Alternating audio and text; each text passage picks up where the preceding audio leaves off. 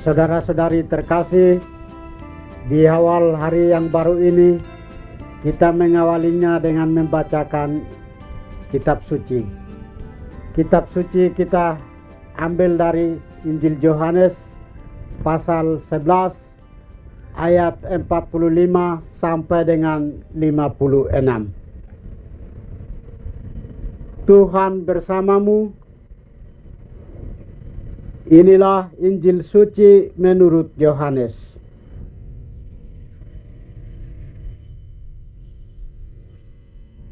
Banyak di antara orang-orang Yahudi yang datang melawat Maria dan yang menyaksikan sendiri apa yang telah dibuat Yesus terhadap Lazarus percaya kepadanya. Tetapi ada juga yang pergi kepada orang-orang Farisi dan menceritakan kepada mereka apa yang telah dibuat Yesus itu. Lalu imam-imam kepala dan orang-orang Farisi memanggil mahkamah agama untuk berkumpul. Mereka berkata, "Apakah yang harus kita buat? Sebab orang itu membuat banyak mujizat. Apabila kita biarkan dia, maka semua orang akan percaya kepadanya. Lalu orang-orang Roma akan datang dan merampas tempat suci kita serta bangsa kita." Tetapi seorang di antara mereka, yaitu Kayafas, imam besar pada tahun itu, berkata kepada mereka, "Kamu tidak tahu apa-apa. Kamu tidak insaf bahwa lebih berguna bagimu jika satu orang mati untuk bangsa kita daripada seluruh bangsa kita ini binasa."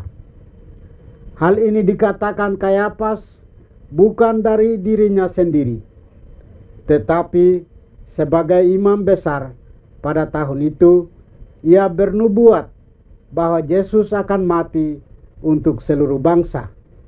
Bukan untuk bangsa itu saja, tetapi juga untuk mengumpulkan dan mempersatukan anak-anak Allah yang tercerai-berai.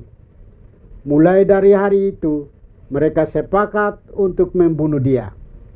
Karena itu, Yesus tidak tampil lagi di muka umum di tengah orang-orang Yahudi. Ia berangkat dari situ ke daerah dekat padang gurun, ke sebuah kota yang bernama Efraim. Di situ ia tinggal bersama murid-muridnya. Waktu itu hari raya Paskah orang Yahudi sudah dekat, dan banyak orang dari negeri itu berangkat ke Yerusalem untuk menyucikan diri sebelum Paskah itu.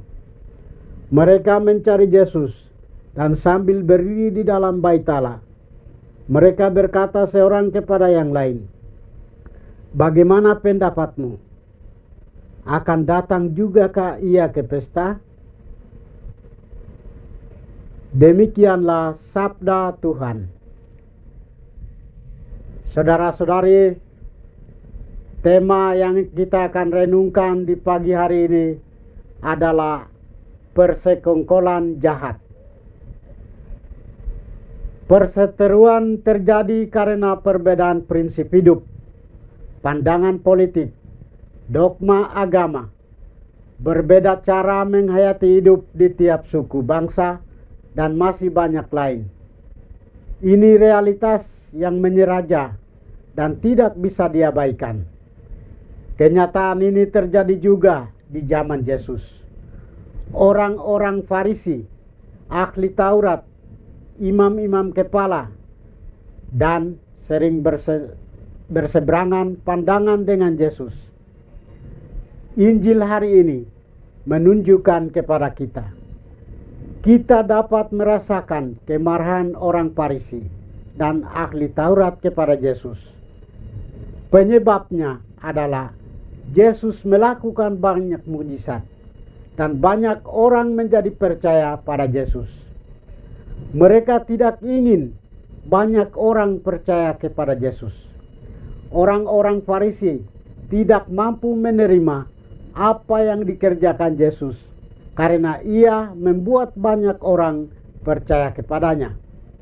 Karena itulah orang-orang Farisi berencana untuk melenyapkan Yesus. Inilah keadaan orang ketika merasa kenyamanan dirinya terusik karena orang lain. Mereka berusaha untuk melenyapkan orang lain, membuat hal itu buruk terhadap orang lain, agar kepercayaan atau kebahagiaan dapat kembali kepada mereka. Ingat bahwa setiap orang berhak memperjuangkan kebahagiaan mereka. Begitu juga dengan kita. Bila kita menemukan kebahagiaan orang lain atau hal-hal baik ditambahkan kepada orang lain, maka itu berarti kita juga berhak untuk mendapatkannya. Tetapi tentu saja diperlukan usaha untuk mendapatkannya, dan bukan dengan cara menjauhkan orang lain agar kebahagiaan itu dapat direbut. Kalau kita menginginkan harta duniawi, berusahalah mencapainya dengan kerja keras. Saudara-saudari, hari ini semakin jelas terlihat bahwa orang Farisi dan ahli Taurat ingin membunuh Yesus. Yesus menjadi batu sandungan bagi kekuasaan mereka sebagai pemimpin agama. Mereka tidak mampu melihat kehadiran Allah Bapa yang nyata melalui mujizat dan perkataan Yesus. Sebelum memasuki masa sengsara, kita perlu menyiapkan diri sungguh-sungguh supaya tidak berpikir dan berperilaku seperti ahli Taurat dan orang Farisi. Kita mesti ambil bagian dalam kesengsaraan Tuhan yang telah melimpahkan kebaikan kepada kita selama hidup. Semoga Tuhan memberkati kita. Marilah kita berdoa. Tuhan, pagi ini kami kembali naikkan syukur dan permohonan. Terima kasih sudah menjaga kami saat tidur maupun bangun. Terima kasih untuk udara sejuk dan segar pagi ini. Bukalah mata hati kami.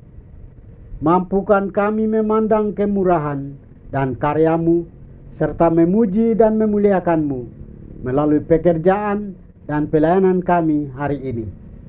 Bimbinglah kami selalu untuk menyadari kesalahan kami dan bertobat, sehingga kami sungguh rendah hati, mau membuka hati dan siap menerima rahmat-Mu yang tinggal dalam hati kami. Kristus terang dunia, berkatilah keluarga kami, jadikanlah kami alat kasih-Mu, dan pantaskanlah kami menjadi hamba-hamba-Mu yang setia. Demi Kristus Tuhan dan pengantara kami. Tuhan bersamamu. Semoga kita sekalian, orang-orang yang kita kasihi dan doakan, seluruh aktivitas kita hari ini dilindungi, dibimbing, dan diberkati oleh berkat Allah yang Maha Kuasa. Dalam nama Bapa dan Putra dan Roh Kudus. Amin.